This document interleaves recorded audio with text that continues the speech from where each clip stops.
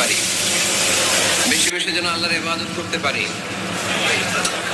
নতুন বছরে আমরা শপথ নেই, আমরা যেন অন্তরে হিংসা লালন না করি, বিদ্বেষ লালন না করি, আমরা নিজেরা যেন কাদা ছোড়াছুরি না করি, আমরা যেন মিলেমিশে একসাথে একাকার হয়ে যাই। আল্লাহ তুমি কবুল করো, আমরা পড়ি আমিন। 60টা জিনিস মানুষ মরে যাওয়ার পরে তার কবরে পৌঁছতে থাকে। ইন্না মিম্মা ইয়ালহাকুল মুমিন মিন হাসানাতিহি বা'দা মাউতিহি, মানুষ মরে যাওয়ার পরেও যে 60টা জিনিস তার কবরে পৌঁছায় তার মধ্যে একটা হচ্ছে মসজিদান বানাহু, সে যে সওয়াব। সুবহানাল্লাহ পড়ে।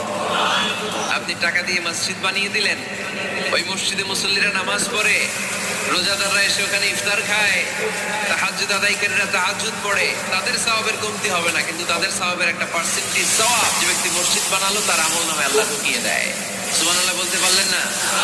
এ নামাজি আমার ঘরে নামাজ পড়ো আজ, দিল মে তোমার চরণ তলে হৃদয় যায় নামাজ। এ নামাজি আমার ঘরে নামাজ পড়ো আজ, দিল মে তলে হৃদয় যায় নামাজ। পড়েন আল্লাহু আকবার। কি সুন্দর লিখেছেন কাজী নজরুল ইসলাম। কাজী নজরুল ইসলাম খুব সুন্দর করে বলেছেন, মসজিদেরই পাশে আমায় কবর দিও ভাই, ঠিক কিনা?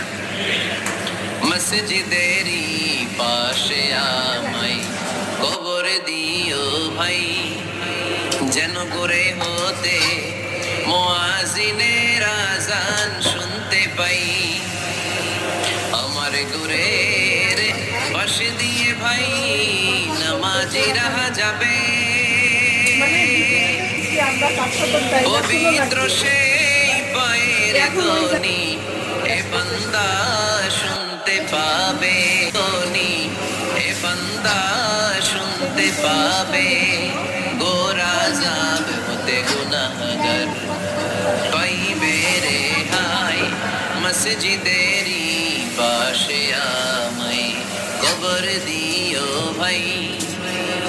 কত মানুষ নামাজি ভাই মসজিদাঙ্গিনাতে আল্লাহর নামের জিকির করে লুকিয়ে গভীর রাতে, আমি তাদের সাথে